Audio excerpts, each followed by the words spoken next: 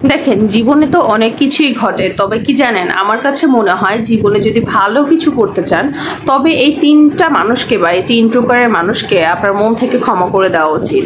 প্রথমত হলো নিজের বাবা মাকে ক্ষমা করে দেওয়া। কারণ কি দেখেন, অনেক সময় তাদের অনেক ডিসিশন আমাদের উপরে দেওয়া হয় যেটা হয়তো বা আমাদের জন্য সঠিক হয় না, কিন্তু তারা ভালো মনে করে সেটা হয়তো বা আমাদের উপরে দিয়ে দেন। বা এমন কোনো কিছু থাকে যে তাতে আমরা হয়তো বা এক জিনিস চাচ্ছি, তারা আরেক জিনিস সেটা চিন্তা করছে, সেই কারণে হয়তো বা তাদের ডিসিশনের সাথে আমাদেরটা মিলে না। আবার ওই যে বললাম, এমন কোনো জিনিস দিয়ে দেয় যেটা সাফারার আমাদেরকে নিজেদেরকে হতে হয়। আসলে কি জানেন, বাবা মাও তো ভুলের ঊর্ধ্বে না, তারাও তো একজন মানুষ, তারাও ভুল করতে পারে। তাই বলে তাদেরকে মনে ধরে আপনি যদি কষ্টগুলা রেখে দেন, এই কষ্টটা কি হয় জানেন, আপনার ভেতর থেকে নিজেকে কুড়ে কুড়ে খাবে। আপনি না পারবেন কাউকে শেয়ার করতে, না পারবেন কাউকে বলতে। তো এই জিনিসগুলো আপনার বের করে দেওয়া উচিত, এই টক্সিসিটিগুলো বের করে দেওয়া উচিত, বাবা মাকে ক্ষমা করে দেওয়া উচিত। তারা তো যেটা করেছে করেছে। দেখেন, জীবন কিন্তু একটা কিছু নিয়ে পড়ে থাকে না। আপনি হয়তো বা একটা জিনিস পারেন নাই, আপনি অন্য জিনিসে ফোকাস করেন, আর রাস্তা তো আপনার জন্য বন্ধ নাই। ডেফিনেটলি অনেক রাস্তা খোলা আছে, আপনি ওই একটা নিয়ে পড়ে থাকেন না, আরেকটা চয়েস করেন, আরেকটা কাজ শুরু করেন, ডেফিনেটলি আপনি সফল হবেন। হয়তো একটা কাজে আপনার বাধা এসেছিল, আপনি করতে পারেন না। তো প্রথমত আপনার বাবা মাকে ক্ষমা করে দেওয়া উচিত, এবং আপনি এই সবগুলো করলে, আপনি ক্ষমা করে দিলে দেখবেন আপনি কাজে ফোকাস করতে পারছেন। কারণ বাবা মাকে কষ্ট দিয়ে কিন্তু কোনো সন্তান এই কাজের দিকে ফোকাস করতে পারে না।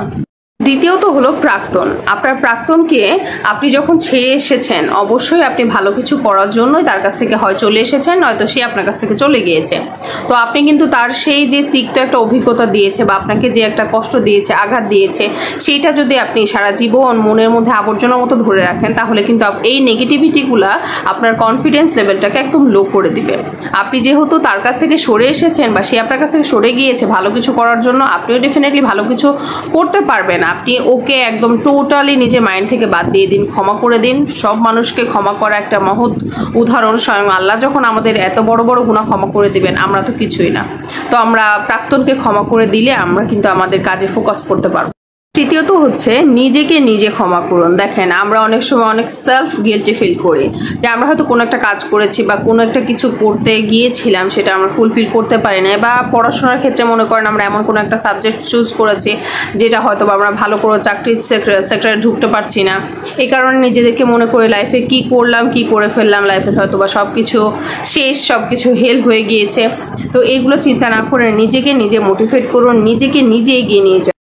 জীবনে কিন্তু ভুল থাকে, এই বলে ভুলে জর্জরিত হয়ে নিজের লাইফটাকে একদম হেল করে দেওয়া উচিত না।